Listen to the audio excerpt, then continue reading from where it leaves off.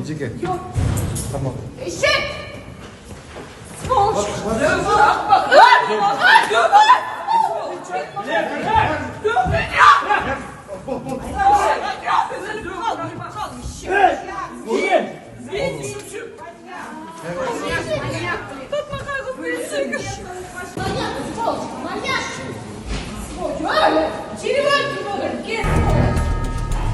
Түрмөдө чирипөөл акмак кулак мурду кескиленген Аселдин мурда күйөөсүн сотко алып келгенде жаңжал чыкты. Жабырлануучу келиндин тайжеси айыпкерди сумкасы менен чаап, конвойерлер аны калкалап алып кирди. Жараян Сокулук райондук сотунда өтүп жатат. Эске салсак, Ногойбаеванын мурда күйөөсү аталык укуктан ажыратылды. Сот Бишкектин тургуну Асел Ногойбаеванын кулак мурдун кескилеп салган мурда күйөөсүн аталык укуктан ажыратты. Ногойбаеванын адвокаты Индира Саутова азаттыкка ырастагандай арызды 16 январда Сокулук райондук соту карады. Айыпталуучу соттун чечимине каршы кийинки инстанцияга арыздана турганын билдирген. Ногойбаеванын иши боюнча тергөө аяктап 12 январда Сокулук районунда сот жарыяны башталган. Учурда Шанк.орг сайтында анын мурдагы күйөөсүн өмүрбой абакка кесүүнү талап кылган кол топтоо жүрүп жатат. 20 сентябрда Бишкектин четиндеги Селекция айылында 36 жаштагы Асел Ногойбаеванын мурдагы күйөөсү мыкаачылык менен бычактап, келин оор абалда ооруканага түшкөн, шектүү кармалып, камакка алынган. Жана бул факт боюнча кылмыш иши козголгон. Үрөй учурган окуядан кийин Асел буга чейин зомбулук көрүп, милицияга бир нече жолу кайрылганы, кийин ага 5 жолу коргоо ордери берилгени белгилүү болгон. Сокулук райондук соттун судьясы Кыялбек Токтомаматов Асел Ногойбаеванын мурдагы күйөөсүн быйыл зордуктоо беренеси менен айыптуу деп таап, бирок пробациялык жаза чегерип койгону аныкталган. Мындай чечимге каршы апелляциялык арыз Үчү облустук сотунда каргашалуу окуя болгондон кийин гана 27 сентябрда чукул каралып, пробациялык жаза 8 жылдык абак мөөнөтүнө алмаштырылган. Судья президенттин жарлыгы менен 1 ноябрда кызматтан алынган. Башкы прокуратура Ногойбаеванын апелляциялык арызын караган 3 судьянын жоопко тартуу боюнча соттордун тартип комиссиясына сунуш берген. Прокуратура апелляциялык арызды кароо мөөнөтү создукканын жөө келтирген. Тартип комиссиясы 3 судьяга тең сөгүш берген.